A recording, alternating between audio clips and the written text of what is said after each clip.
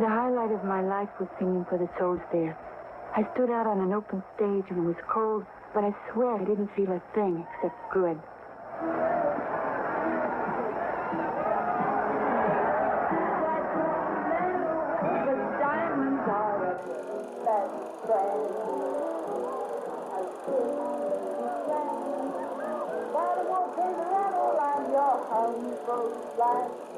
It was February 1954, at a lull of the USA's involvement in the Korean War. Taking a break from her honeymoon with Yankees baseball legend Joe DiMaggio, Hollywood actress Marilyn Monroe performs for around 60,000 U.S. Marines over 4 days. She sings, "Diamonds Are a Girl's Best Friend," in a tight sequined dress. It was the image of America's post-war economic and consumerist boom. A star in the true meaning of the word. A burst of blinding light, dazzling and radiant, melting all those who came too close. And before you know it, once again dispersed into the cosmos.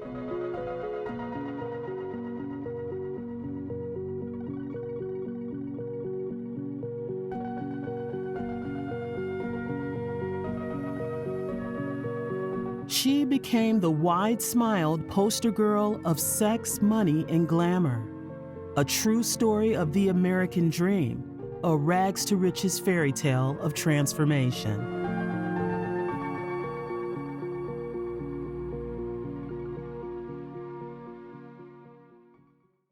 So we embark upon 1954, a world ever new, ever changing, distances ever shrinking, events and people making history.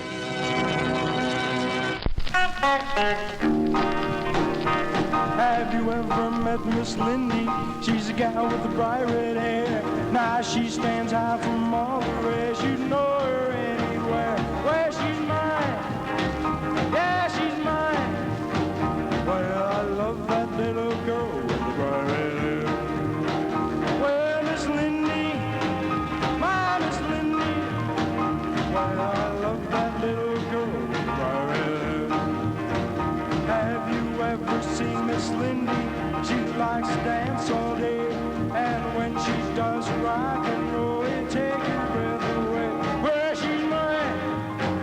Yeah, she's mine. Well, I love that. American society in the 1950s is marked by the post-World War II boom. The economy boomed. American consumers eagerly spent the money saved from 3 years of rationing. The newly instated GI Bill allowed many returning veterans to buy homes in the rapidly expanding suburbs.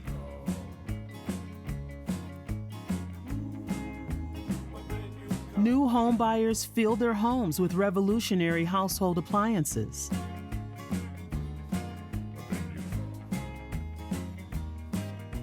The growing economy allowed middle-class families to buy new automobiles and own television sets.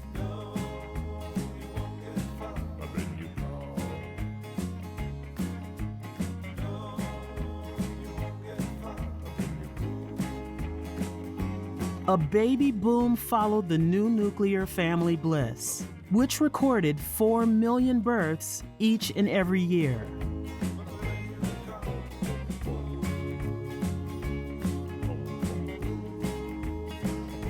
It was the golden age of American capitalism.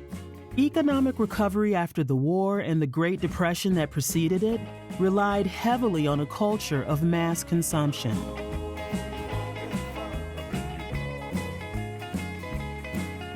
It was a time of the American dream, a national concept believing that individual upward social mobility was the country's foundation. You could be no one and become someone if you work hard. Jonathan had big dreams of the wonderful rewards of being in business for himself. A truck driver becomes Elvis Presley. An orphan becomes Marilyn Monroe. Foster home to Hollywood studio, all through a dramatic reinvention of self.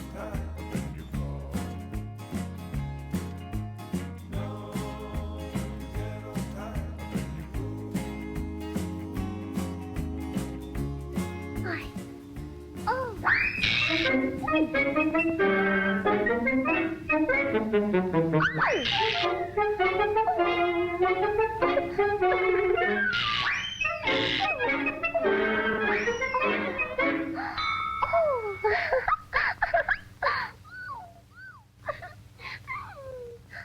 lady.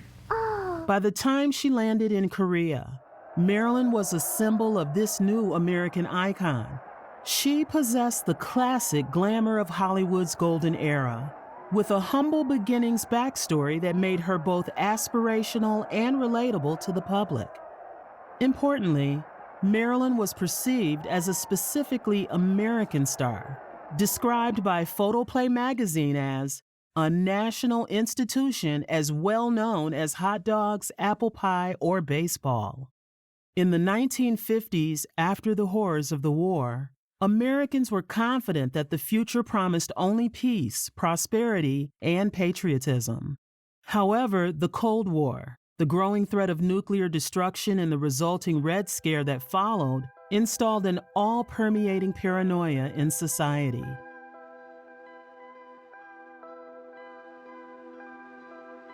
Inequalities in race, gender, and sexuality would also begin to spark tensions as the decade continued. Throughout Marilyn's life in the spotlight, she can represent both the rise and fall of the mid-century American dream, revealing the intrinsic relationship between Hollywood film stars and the dominant ideologies of their time. 4, 3, 2, 1.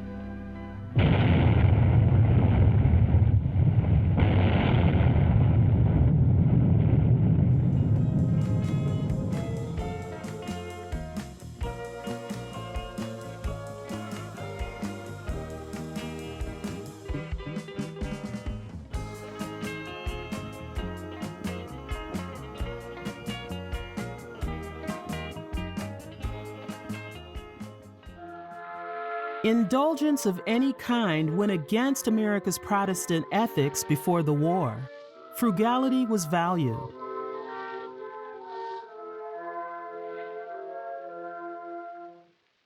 It was during these times that Norma Jean Mortensen was born in California on the 1st of June, 1926. The contrasting backdrops of the Great Depression and the burgeoning prosperity of the Los Angeles film industry influenced her early life.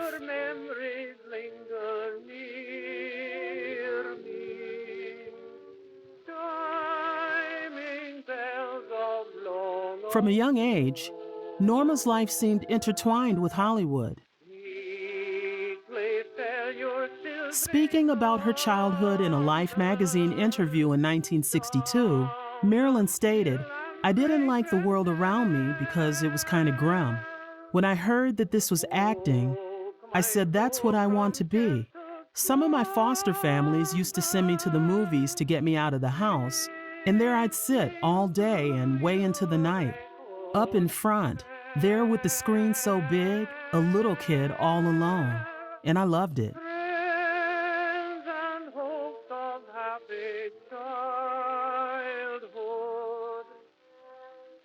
Norma didn't know her father. Her mother, Gladys Pearl Baker, worked as a film negative cutter at Consolidated Film Industries. In 1934, Norma's mother had a severe mental breakdown and was diagnosed with paranoid schizophrenia. She lived in and out of the hospital for the rest of her life. Young Norma became a ward of the state, placed in a Los Angeles orphan home. I could read at 10. I saw orphans, and I put my feet down on the sidewalk, and they had to drag me in like I'm not an orphan. I used to sit up in the window and cry because I'd look over at the RKO, and I knew my mother had worked there. She'd been a cutter there. She was a youngster who looked as though she wasn't well cared for. Her clothes separated her a little bit from the rest of the girls. She was like a little girl, not well developed as some of the youngsters were. She just seemed like a nice child, but not very outgoing and not very vibrant. Norma would go on to stay in 9 foster homes, eventually living with a friend of her mother, Grace Goddard, in 1941. Grace's husband was soon relocated to West Virginia for work. Californian child protection laws prevented Norma from being able to go with Grace, leading her to make a decision. To avoid facing the orphanage again, in 1942, Norma married the neighbor's son, James Doherty. She dropped out of high school to become a housewife at age 16. Norma idolized movie stars like Jean Harlow, glamorous blonde bombshells dripping in diamonds. The movie star lifestyle seemed worlds away from Norma's reality.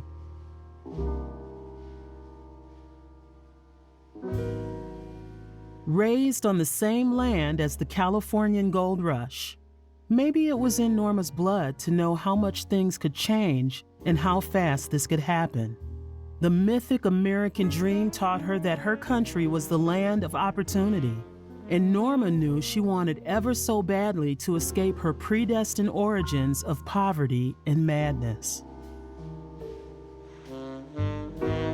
In April 1944, James was shipped out to the Pacific with the Marines and remained there for the next 2 years. Norma moved in with her in-laws. Like many other women in the 1940s, Norma found independence through her contribution to the war effort. She worked as a technician for Radioplane, an American aviation company. In late 1944, Norma met photographer David Conover, who had been sent to take morale-boosting pictures of female workers. This encounter led Norma to pursue modeling full-time. Against her husband's wishes, she signed with Blue Book Model Agency in 1945. She divorced James Doherty the following year. Norma Jean looked like the girl next door, and I thought I could make her into something quite marketable in a short length of time. She was very beautiful in a clean-cut, American, wholesome way. We taught her photographic modeling, how to pose, how to handle your body, smile. She was always trying to lower her smile because she smiled too high, and that made her nose a little long. She had a different kind of knees than other girls. She couldn't just relax her knees and walk smoothly, but every time she'd take a step, her knees would go all the way back and make her bounce.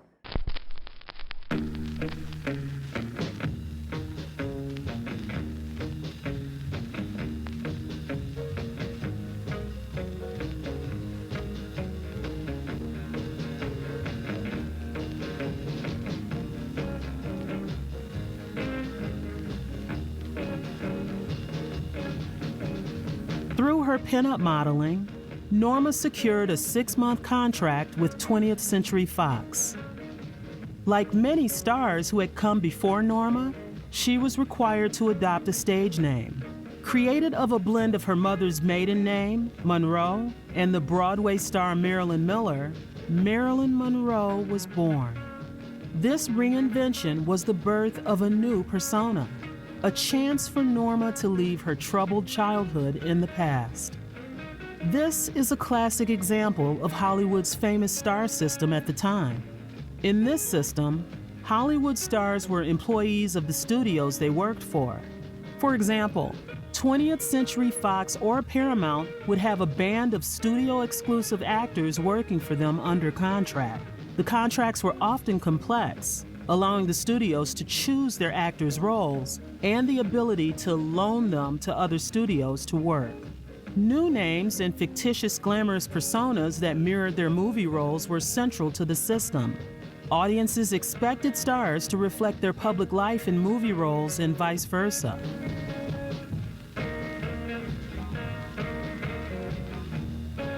At 20th Century Fox, the newly christened Marilyn Monroe had small parts in the films Dangerous Years and Scudda Hoo, Scudda Hey. Am I going to see you later?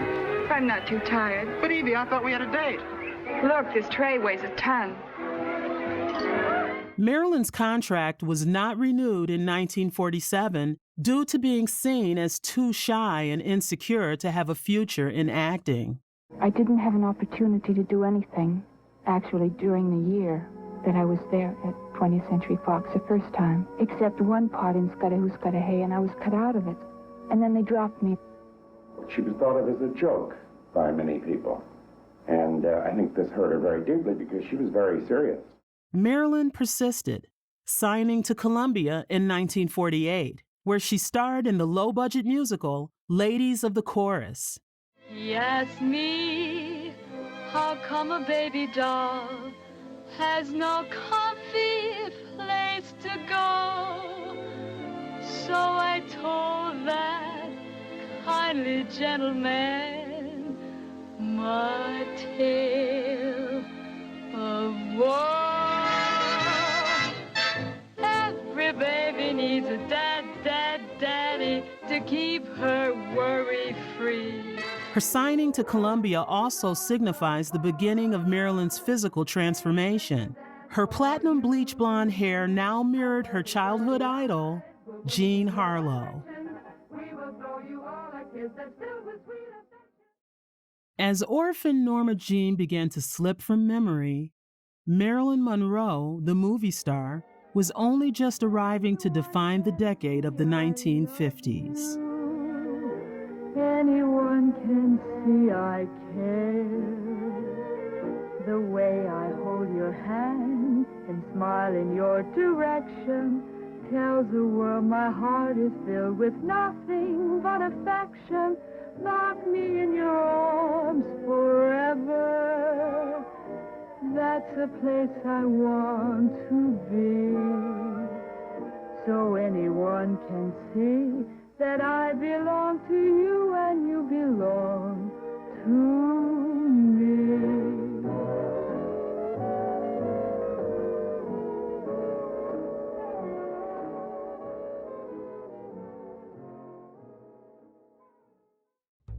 When her Columbia contract ended, Monroe once again returned to modeling.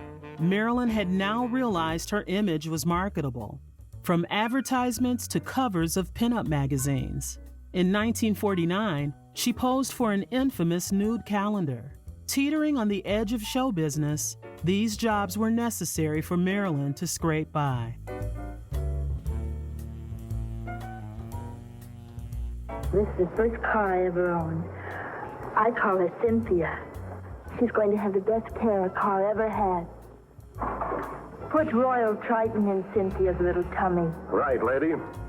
Cynthia will just love that Royal Triton. Marilyn began to land her first critically acclaimed roles in 1950, for example, in John Mankiewicz's All About Eve. Why do they always look like unhappy rabbits? Because that's what they are. I'm going to make him happy. And John Huston's The Asphalt Jungle. What I said yesterday was... well, it wasn't exactly... I mean... it wasn't really the... Was it the truth? No, sir. I remember she impressed me more off the screen than she did on. There was something touching and appealing about her. And this, of course, is what people finally saw on the screen. What moved them. Signing her second contract in 1951 with 20th Century Fox, Marilyn had supporting roles in 3 moderately successful Fox comedies: As Young as You Feel, Love Nest, and Let's Make It Legal. Marilyn's performances started to have a running theme. They would exemplify stereotypes around blonde women. Similar to a lineage of platinum predecessors before Marilyn, the dumb blonde archetype appears to have lived in the collective consciousness since the dawn of time. It denotes a blonde woman with an excess of sex appeal that contrasts with her lack of intellectual power.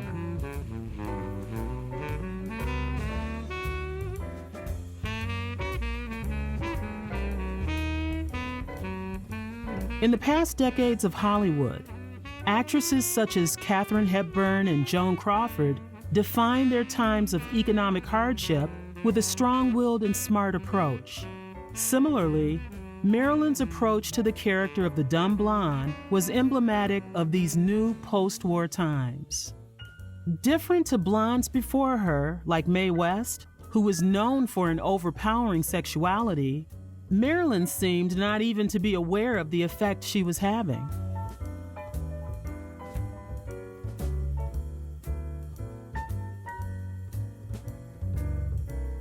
She was famed for double entendres that came to be known as Monroeisms, which appeared to confirm the public's perception of her as stupid.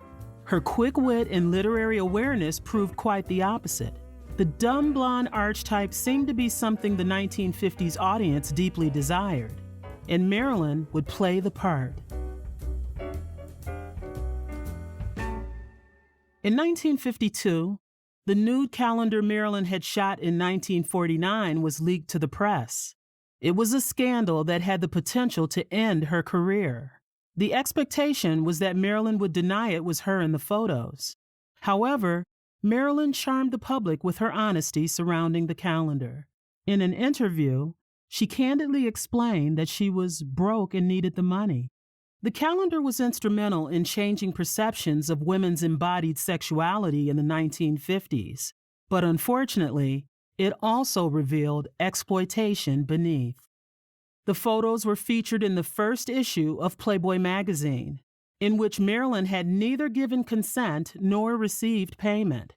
For $500, Hugh Hefner had bought the negatives of the nude 1949 photo shoot, for which Marilyn had been paid $50.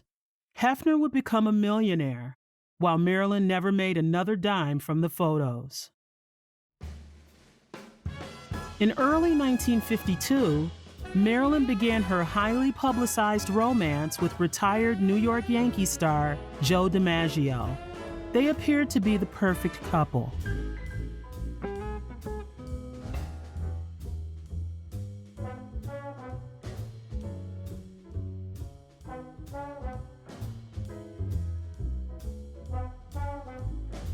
Marilyn continued to play roles which typecast her as the dumb blonde.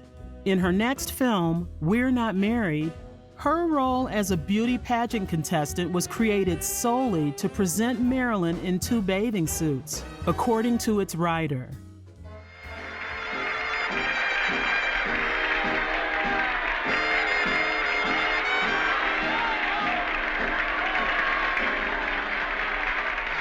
Yeah, hold this, will you?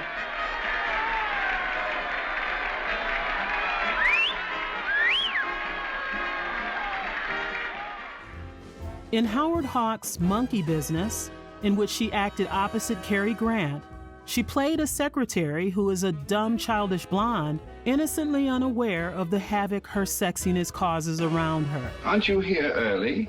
Oh, yes. Mr. Oxley's been complaining about my punctuation, so I'm careful to get here before 9.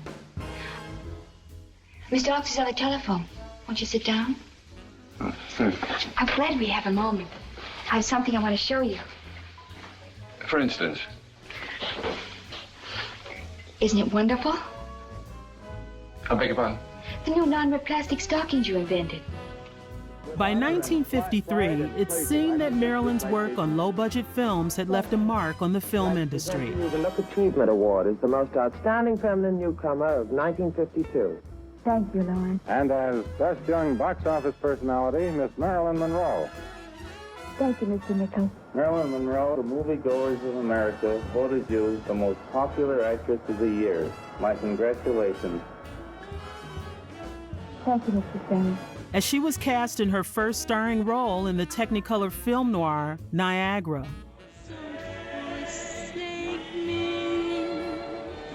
Kiss me, hold me tight.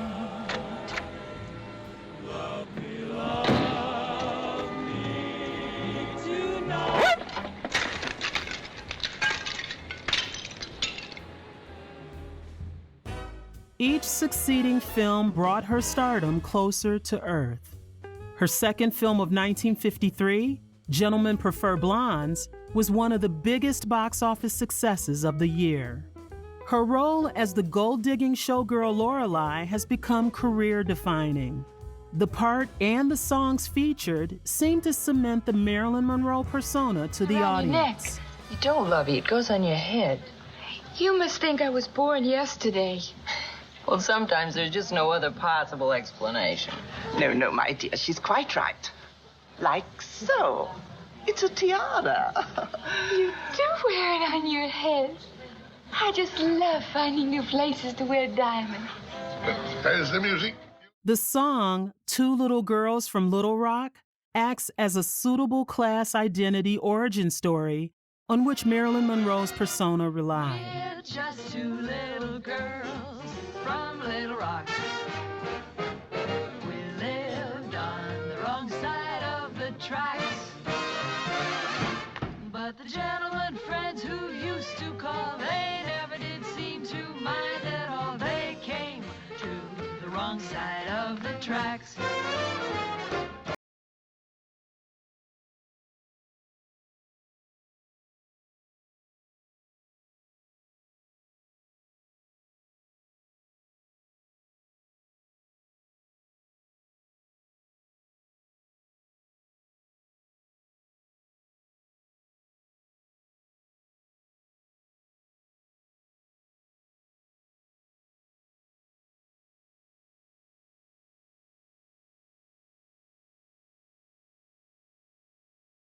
Blonde persona could be said to be Marilyn's great career achievement. Her comedic prowess and quick wit in these roles stands up to this day. The trouble she found was that when the cameras were off, the public still believed that was who she was. The reinvented image she had created had become so integrated into how she was perceived, it would continue to limit the roles she would receive for the rest of her career.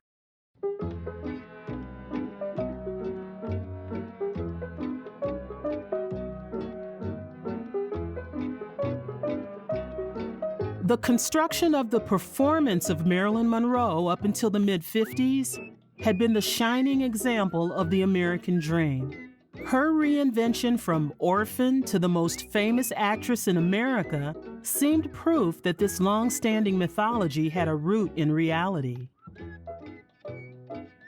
Monroe also exerted a great deal of economic influence.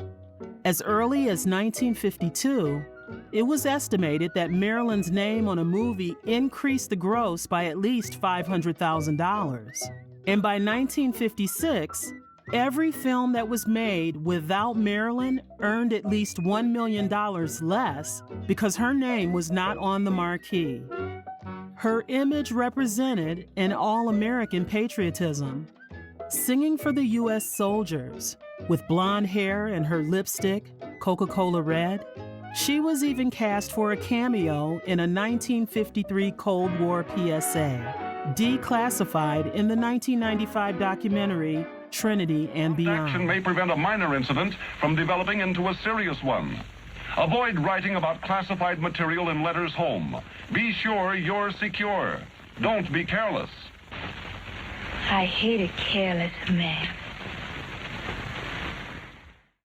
However, as the decade progressed, the image and the dream started to fall apart for Marilyn in America's post-war utopia. It appeared that the American dream of the early 50s had started to collapse in on itself. A decade of promised peace and prosperity in America had begun to be dominated by the Cold War.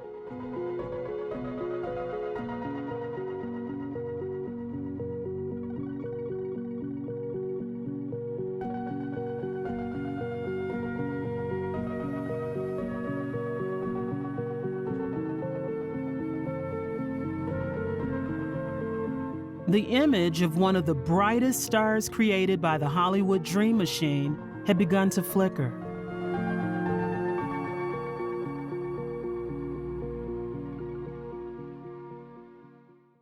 Following her Korea trip, Marilyn began filming for Billy Wilder's The 7-Year Itch. Starring opposite Tom Ewell, Marilyn played a woman who became the object of her married neighbor's sexual fantasies. Ooh, do you feel the breeze from the subway? Isn't it delicious?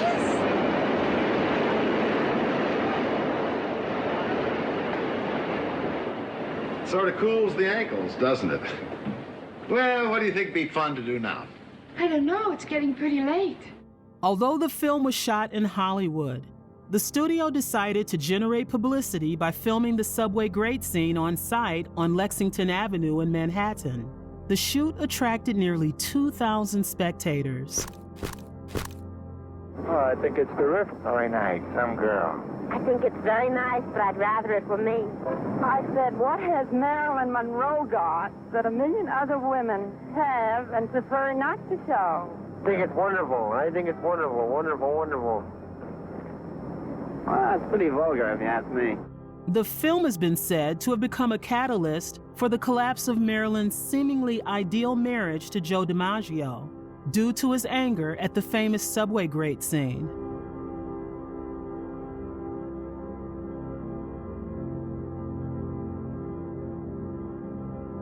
In 1954, Marilyn filed for divorce. Miss Monroe will have nothing to say this morning. All I can say as her attorney is that this is what we would say with the conflict of careers. And as regrettable as it may be, it will have to be presented in the proper place at the proper time.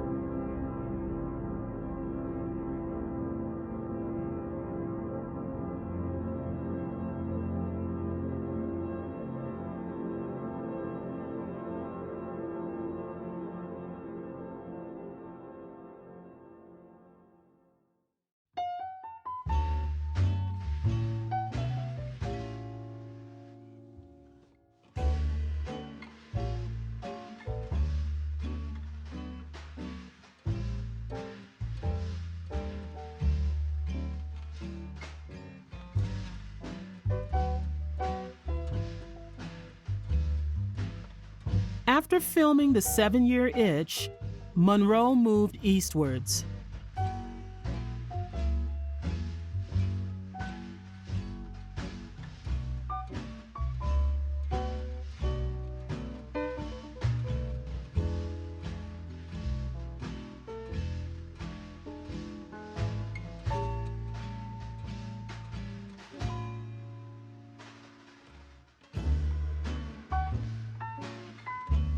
Tired of her lack of power to choose roles, she founded her own production company, Marilyn Monroe Productions, and moved to Manhattan in 1955 to study acting under coaches Lee and Paula Strasberg.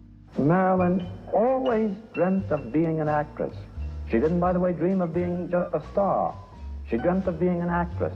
And she had always lived somehow with that dream. And that is why, despite the fact that she became one of the unusual and outstanding stars of all time, she herself was never satisfied.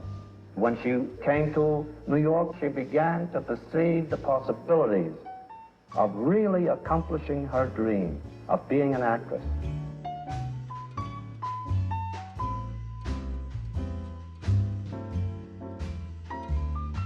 You're wearing a high-hat dress now. The last time I saw you wear it, is this a new Marilyn, a new style? No, I'm the same person, but it's a different suit. In New York, Marilyn began dating acclaimed playwright Arthur Miller. The public recognized this as a departure from Marilyn's previous public persona. The media nicknamed them the Owl and Pussycat.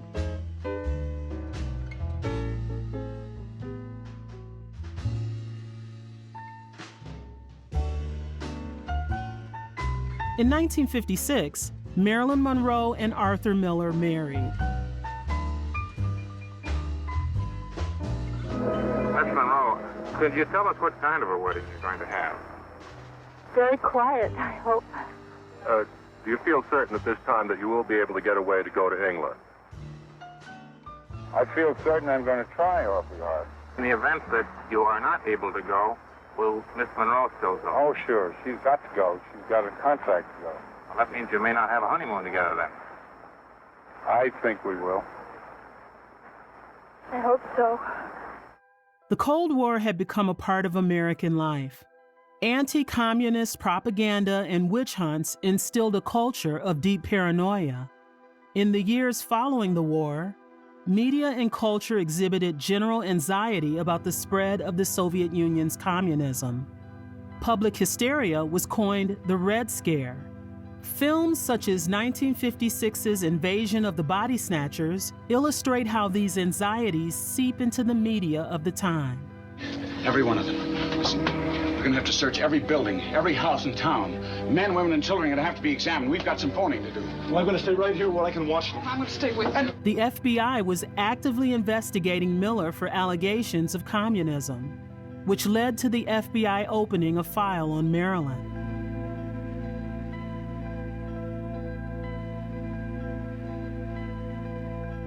The same year, Senator McCarthy's House Un-American Activities Committee, HUAC, targeted Miller, who was threatened with jail time for refusing to name other suspected communists.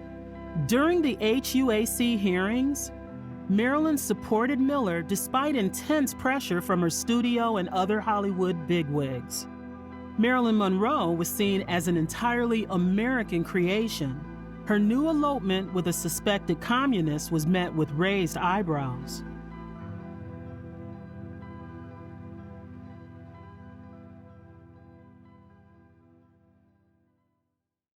In March 1959, Marilyn won a Golden Globe for her role in Billy Wilder's Some Like It Hot. I wanna be loved by you, just you, nobody else but you. She played Polish ukulele-wielding airhead named Sugarcane, alongside Tony Curtis and Jack Lemmon. Sugar, you're gonna get yourself into a lot of trouble. Yeah, you better keep a lookout. If Beanstalk catches you again, what's the matter with you anyway? I'm not very bright, I guess. I wouldn't say that. Careless, maybe. No, just dumb. If I had any brains, I wouldn't be on this crummy train with this crummy girl's band. After the success of Some Like It Hot, Marilyn took a hiatus until late 1959, when she starred in the musical comedy Let's Make Love. However, the production was delayed due to her frequent absences from the set.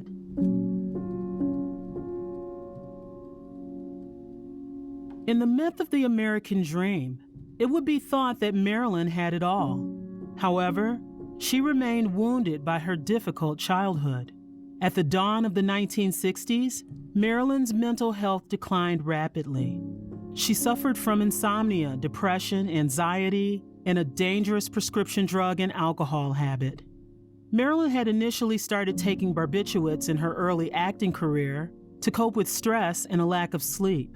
By the late 1950s, it was said her addiction was so severe that her makeup on set usually had to be applied while she was still asleep under the influence.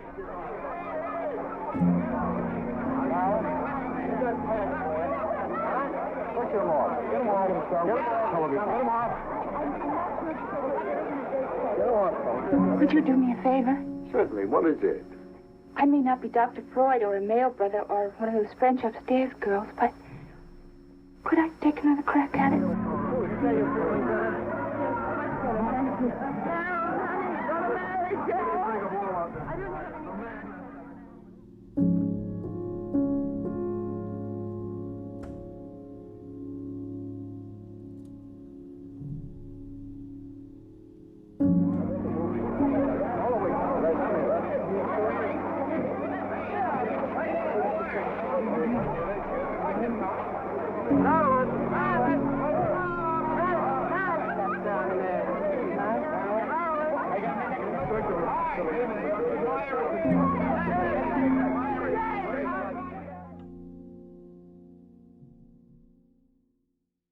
In retrospect, Marilyn singing Happy Birthday, Mr. President in 1962 is seen as her strangely conclusive public swan song.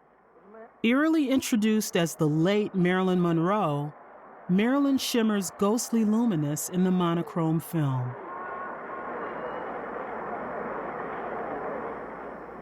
Mr. President, the late Marilyn Monroe.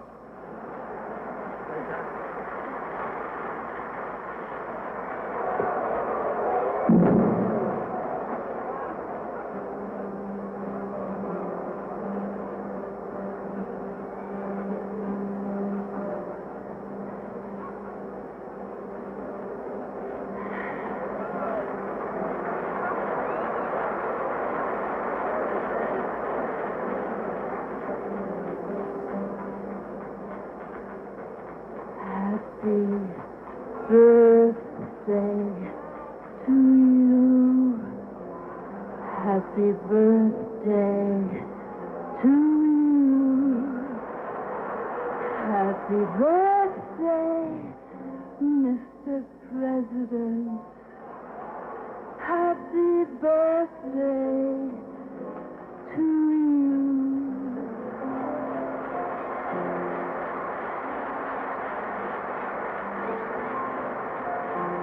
Thanks, Mr. President, for all the things you've done, the battles that you've won, the way you deal with U.S. Steel and our problems by the ton.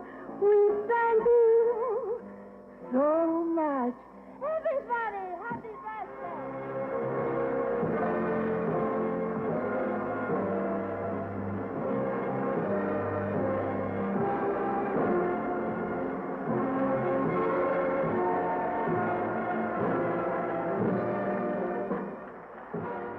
It was rumored that Marilyn was having an affair with the then president John F. Kennedy, although nothing has ever been confirmed.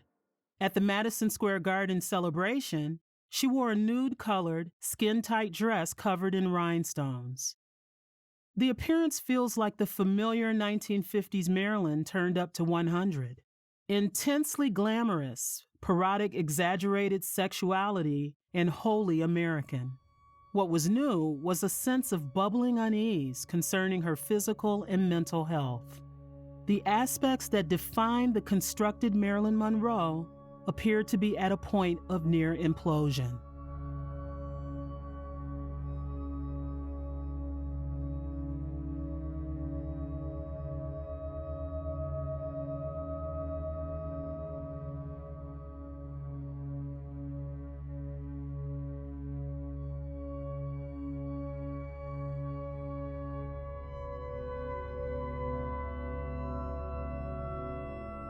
Three months later, Marilyn Monroe died in her Brentwood bedroom from an overdose of barbiturates.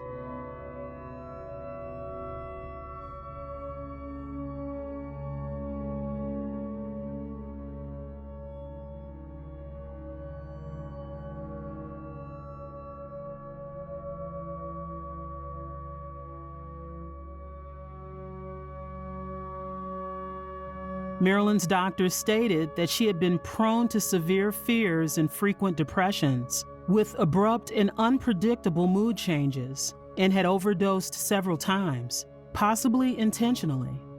Due to these statements, her death was ruled a probable suicide. Monroe has suffered from psychiatric disturbance for a long time. She had often expressed wishes to give up, to withdraw, and even to die. On more than one occasion in the past, when disappointed and depressed, she had made a suicide attempt using sedative drugs. On these occasions, she had called for help and had been rescued. From the information collected about the events of the evening of August the 4th, it is our opinion that the same pattern was repeated except for the rescue. On the basis of all the information obtained, it is our opinion that the case is a probable suicide. The death of Marilyn Monroe signified a new truth about Western culture, and more specifically, the American dream. Initially representing the economic optimism of the 1950s, Marilyn has come to be associated instead with the all-devouring consumerist attitudes of the time. She was seen as a product to be sold and consumed by the public. Her tragic death revealed her life as more than a Cinderella story of rags to riches.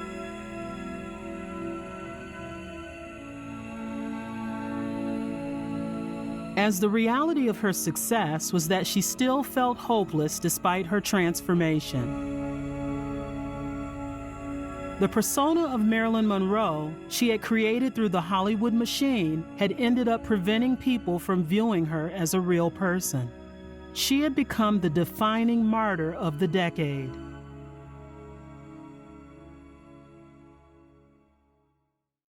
Marilyn's last completed film, The Misfits, was released in 1961.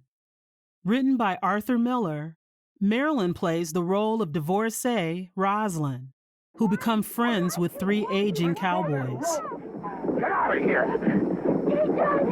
Follow him! Shock him down, Guido! Get off! You want him? Rosalind! Shut up and pull that horse down! Get off! Marilyn's deteriorating state plagued the production.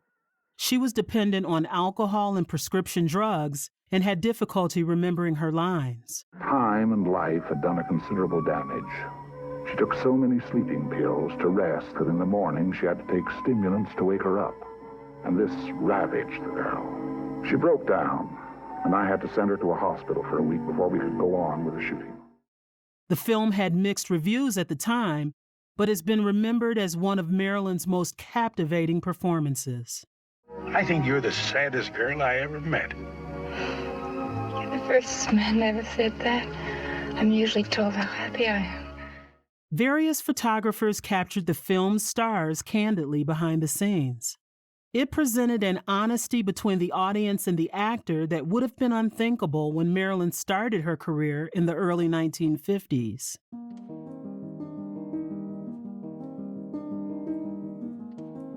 It is a shortcut to remember Marilyn as a beautiful woman with a tragic life. The photos on the set of The Misfits show Marilyn as a multifaceted woman, possessing fragility and beauty, but also strength, energy, and passion for her craft.